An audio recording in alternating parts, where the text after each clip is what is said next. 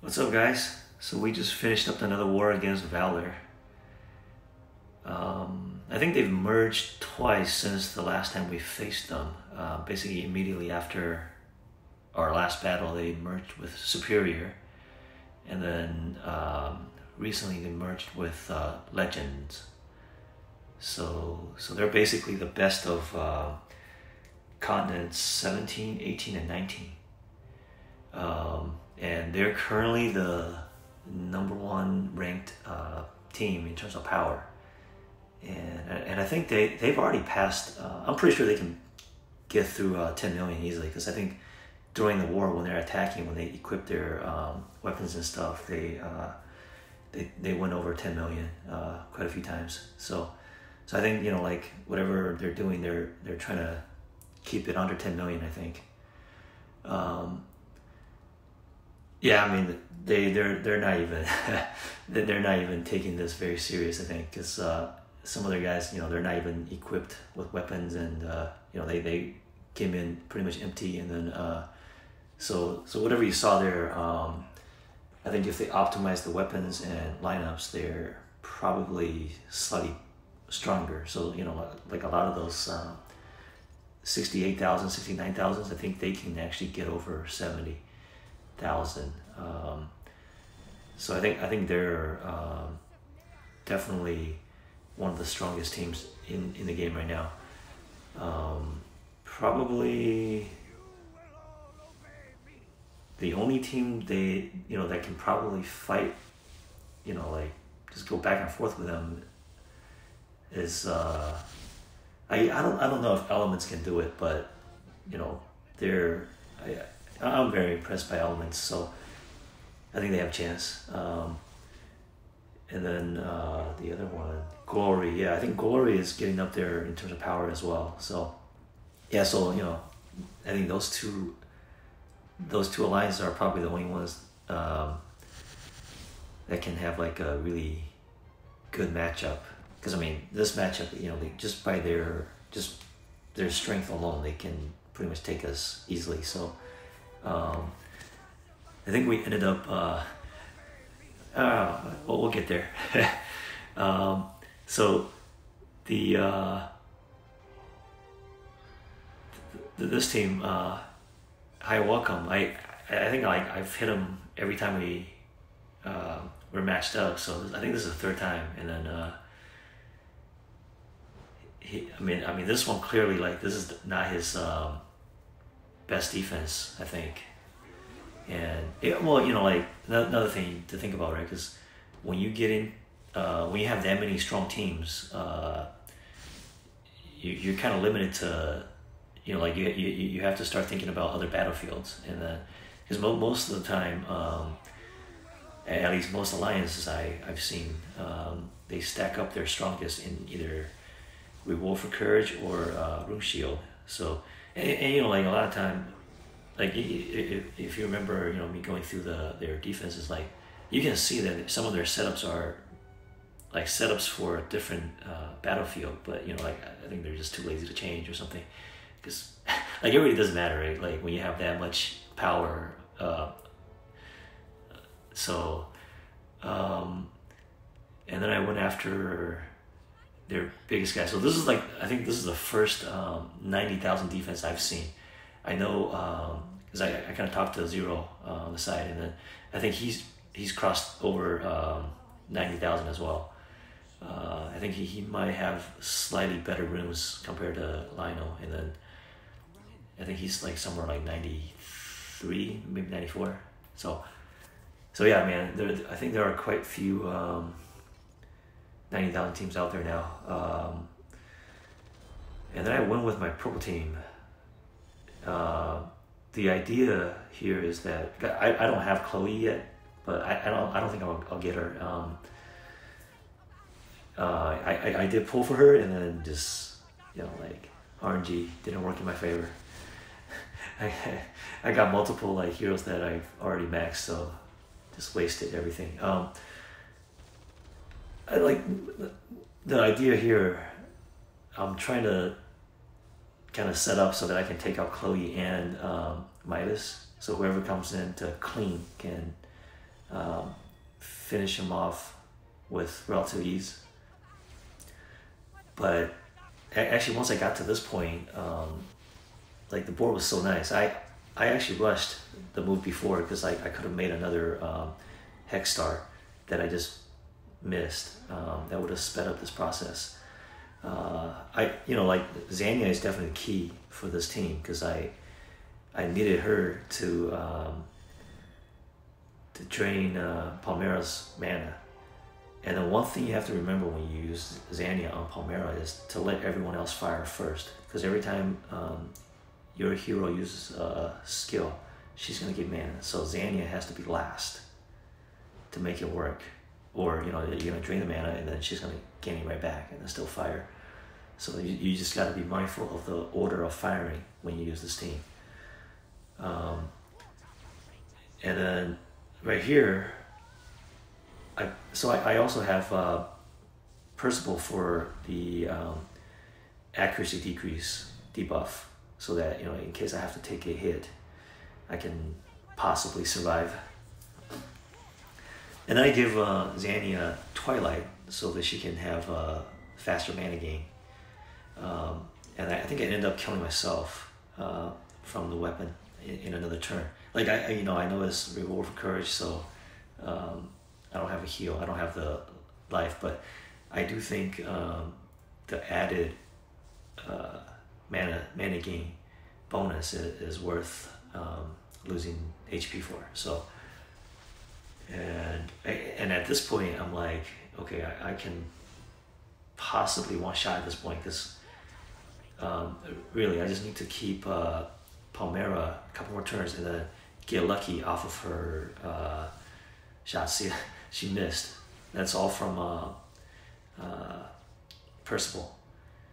So I think I just need to get lucky one more time, and then I might be able to one-shot this team. So at this point I was getting pretty excited, and I think I got a call like during this fight, and I was like, nope, not picking this up. and then but yeah, so yeah, I don't know if you saw that. So Palmera missed again on Elmis. So basically the combination of Percival and Zania is really good against like a maxed out Palmera. And then I think the next one I'm gonna get Palmera.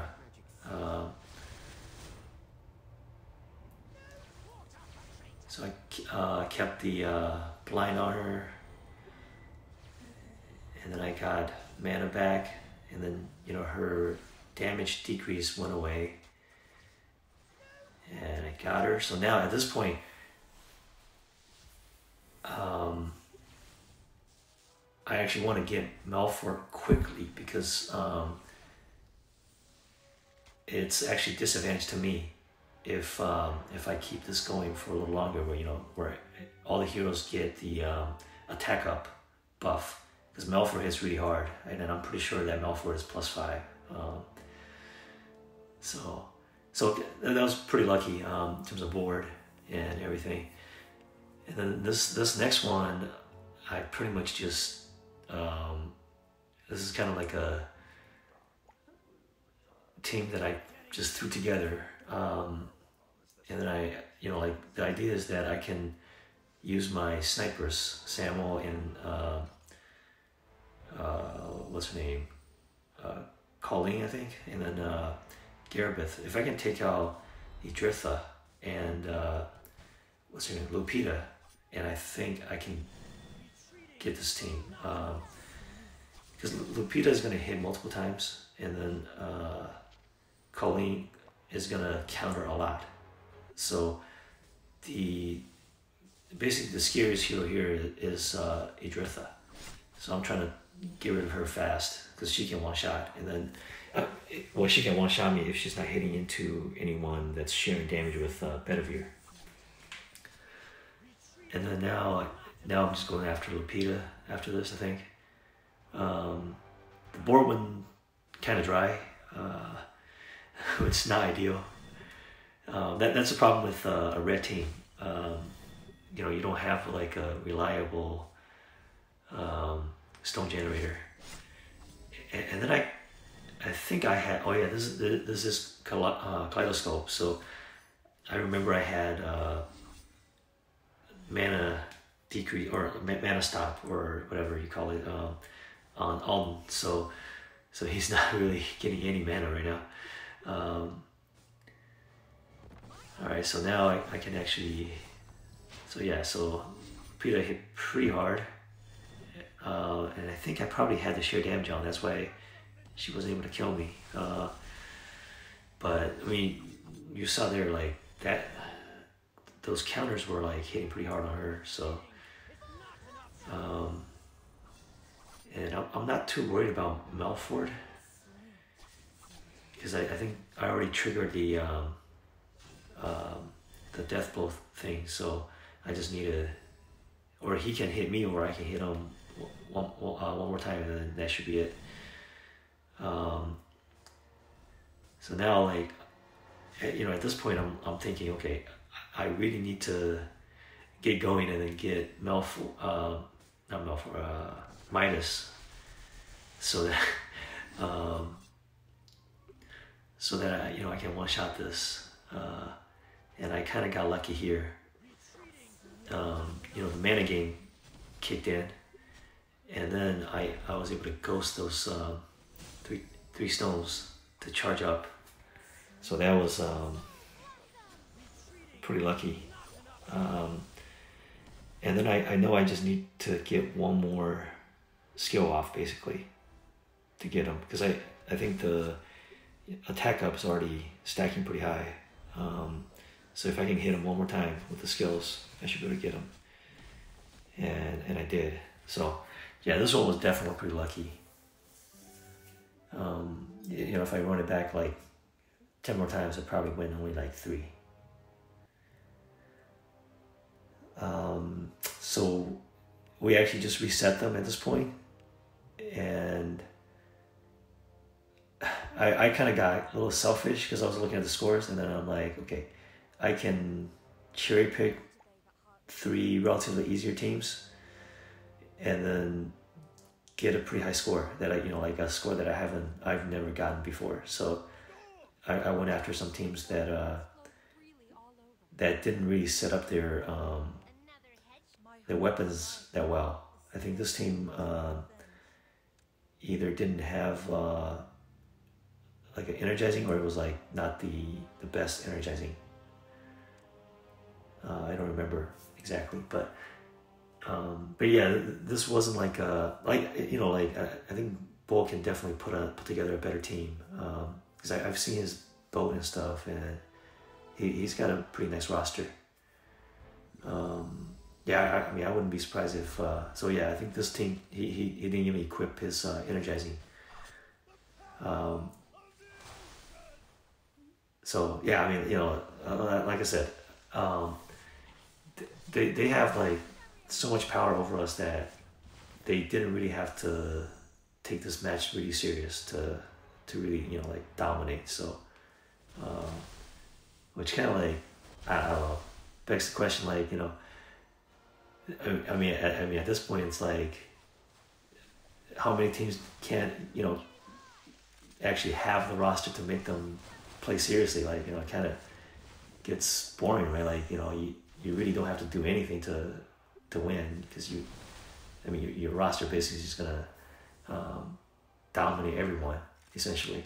So I actually, I don't know, like, my prediction is that they probably won't last very long, this alliance, in terms of how they're set up, because I mean, unless like a lot of alliances actually catch up, so that like they can have better matchups, or if there are improvements in matchmaking, but I kind of doubt that. So I mean, like, literally, like, I'm on their Discord, so I kind of see their scores. It's basically like 30,000 versus like 5,000, like, every match. So I mean, that's got to get incredibly boring, like, quick. So I mean, but So my guess is they're gonna set out to win this season, and then I can't see, like, I can't imagine, like, a lot of people are gonna stay after that, because it's literally like, it's like the same. You just go in and then autoplay, and then you can win. So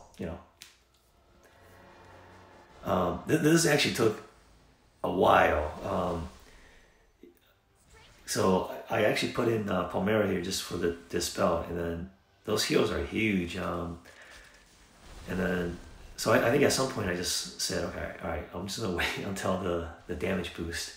So I just started playing the board and not really go after trying to do damage. Like, I think that's something you can do. That is a strategy, because they do have that as a mechanic, so it's not really something bad. Like, especially against a healer that's not going to do a lot of damage to you, you can just play the board, and I think it's 16 turns when the mana gain will kick in, and then you get I want to say 8 more turns, then you have the damage increase. I think that's something that was always there, but now they made it explicit.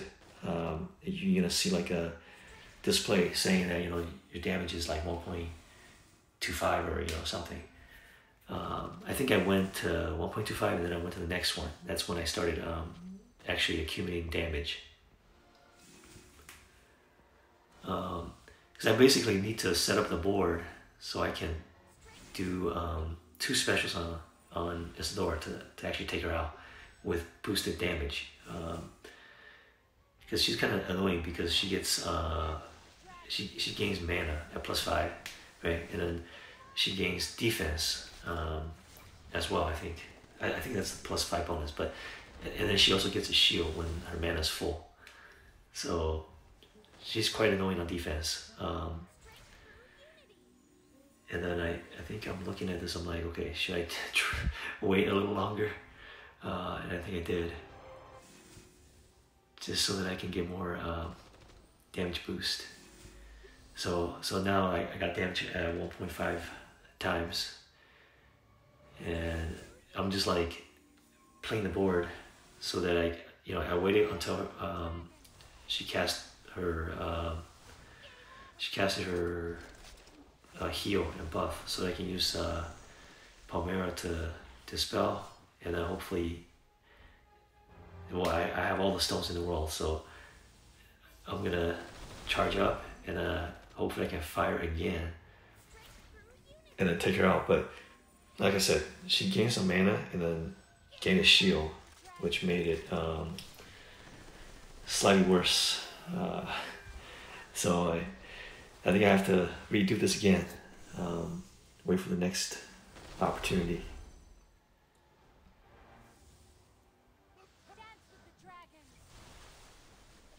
Yeah, I think it's getting pretty close.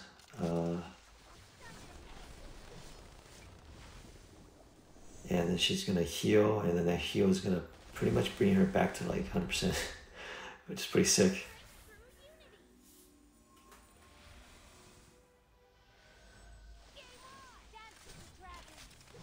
So another damage at 1.25, and I don't know. I think that stacks. I want to say, because I don't know what the point is to display another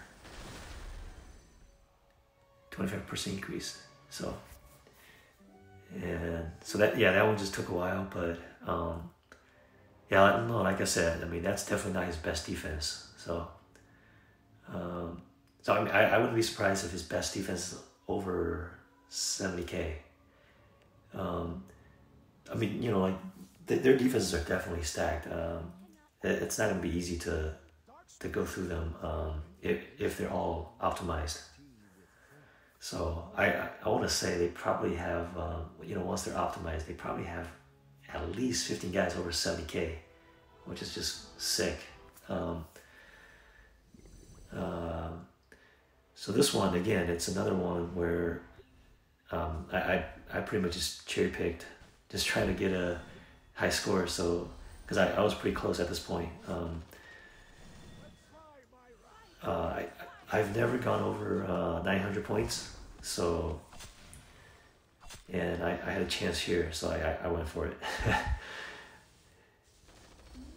Definitely wasn't the best for our team in terms of because I think some of my teams could have taken out or tried a tougher team, and but you know, like I think my alliance mates understood that you know, like you don't get that many opportunities to go for 900 unless you're fighting a tougher team, right? Because you need tougher defenses to actually allow multiple tougher defenses.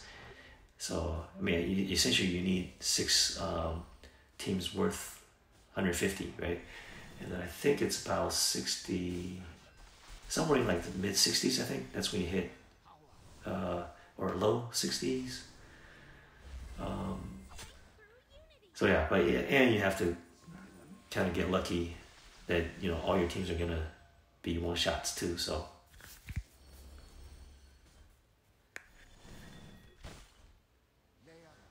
and yeah, that long star. I think I ended up popping it because I was thinking that if I pop it, I can probably get Philia going. And I think it did, so I probably should have popped it earlier, and then her special would have taken out the survivor without the shield, because he got the shield after because of those cascades I made. So I comboed into the star and the huge cascade. That's actually kind of bad because they're getting more shield because of the cascade. But the good thing is they don't do much damage, so I will survive. Even though this is War for Courage, but Isadora is still very powerful because of her huge defense up, and she's Stone Generator, so gotta use her.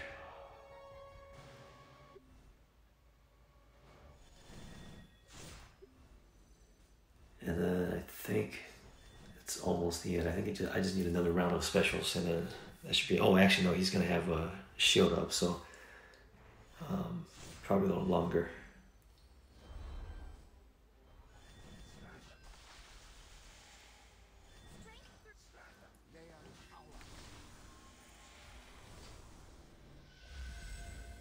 Oh yeah, so one thing I found out today, they made an announcement that the order of the tiebreaker was reversed for Sky Road, and I'm pretty sure I was the first one to actually ask around to say, hey, what do you guys think? Do you think it's reversed? So I mean, I'm glad they changed it, but I just wish they can go back and retroactively like fix the or not fix, but just give the frame at least to people who actually want it. Like legitimately, like you actually went for the low turns, because you would have ranked last out of all the tie scores. Because I think this time around they're not giving out the frames anymore, so it's kind of sucks. Yeah, this last team I definitely just cherry picked. I just leveled up Zozer, I think his name, and yeah, this board was sick. It's just so many yellows. I don't have a Stone Generator, but with a board like that, you just you can't lose, right? And then I brought Reginald for the healing stop, so that, or scurvy, so that Jane doesn't heal. And this is cool. I thought he was supposed to get mana back. Maybe the mark wasn't applied.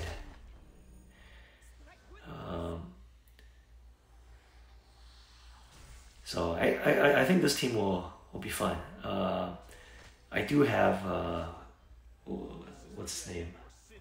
Serapis and I think Clara at 120 as well. So I might in the future put together a team with whatever faction that is.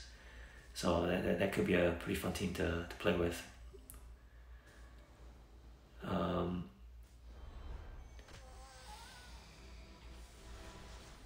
Yeah, Xania is definitely annoying. I don't think she's like great on defense, but she can be annoying. You know, like everything takes a little longer, but you know, and I think Zozer was able to finish him off here. Yeah, like at 150, he hits pretty hard already. I mean, I can see why he's super useful for tournament of Valor. So we actually tried to go for a second reset here, and then basically last minute we were able to get the second reset. Pretty clutch. You know, like our goal initially was just one reset and then try to score as many points. And then, you know, once we saw that they weren't optimized for weapons and stuff, we're like, okay, we might be able to get two, and barely achieved it. So I think this is a win for us. And I did get the 900 points, so that was cool for me, at least. I know that, you know, they do their 700 club, 800 club, so maybe I'll become an honorary 900 club. Anyway, thanks for watching.